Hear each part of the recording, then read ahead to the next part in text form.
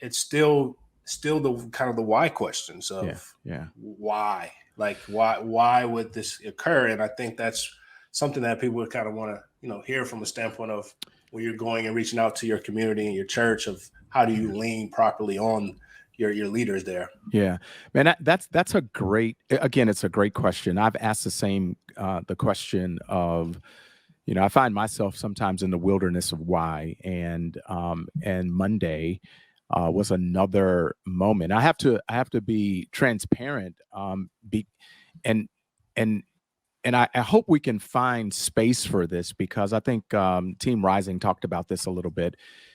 We're hearing this so often now that one of the first responses is, oh, there's another shooting, or there's another mass shooting, and it feels like every day. I think it's been 60 or 70 so far in the year of 2023. So it almost feels, you feel this sense of numbness, and I have to catch myself. I really have to reject and resist numbness, because the moment I become numb, then I stop caring not just about that situation, but I stop caring about people around me who are going through all kinds of things. And so one of my first responses was like, there was a sense of, oh, this is another swatting, because we had two swattings earlier, within the last couple of weeks. But it wasn't until my son sent a text message saying that we are locked down at the house of prayer, which is right next door to Five Guys. We are locked down now, and because there's craziness going on, there's an active shooter, and the moment it becomes close to home, it takes away the numbness. And I began, as a parent, my wife and I, we began, like, we were concerned, not just concerned, but even fearful. And I think that we have to treat all of these as if it's close to home, because I think that allows us to maintain feeling that this is somebody's child, this is somebody's brother, this is somebody's sister. It may not be mine, but if we take the idea that it's the village, and we are all human, we are all connected, and there's a human solidarity, and I think Vinny talked about the universality of humanity.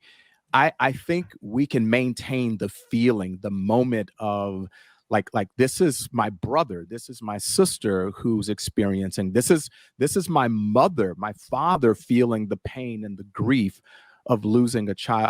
I know that it feels like it's so distant sometimes, but I think we have to play those mental gymnastics and say, no, this is a part of who, this is another part of me. And so I think there's this sense where we can't afford to be numb about this, but really look at all of humanity as connected. Now, the why part is because of the brokenness of humanity. And again, I don't know everybody's faith journey and what their faith leaning is, but according to my faith, because of Adam and Eve's disobedience in the Garden of Eden, and a lot of people say, "Well, I don't believe in all of that," but I don't know any other explanation how disobedience and evil and brokenness was passed down to all of humanity that would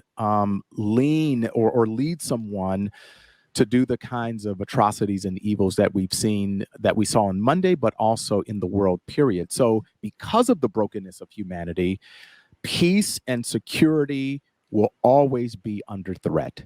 And I think we have to be aware of that, and that we're not special, that it cannot happen, to us. So I think the brokenness of humanity does lead to these kinds of evils and atrocities that it really upsets us, and not just upsets us, but shakes us to the very core.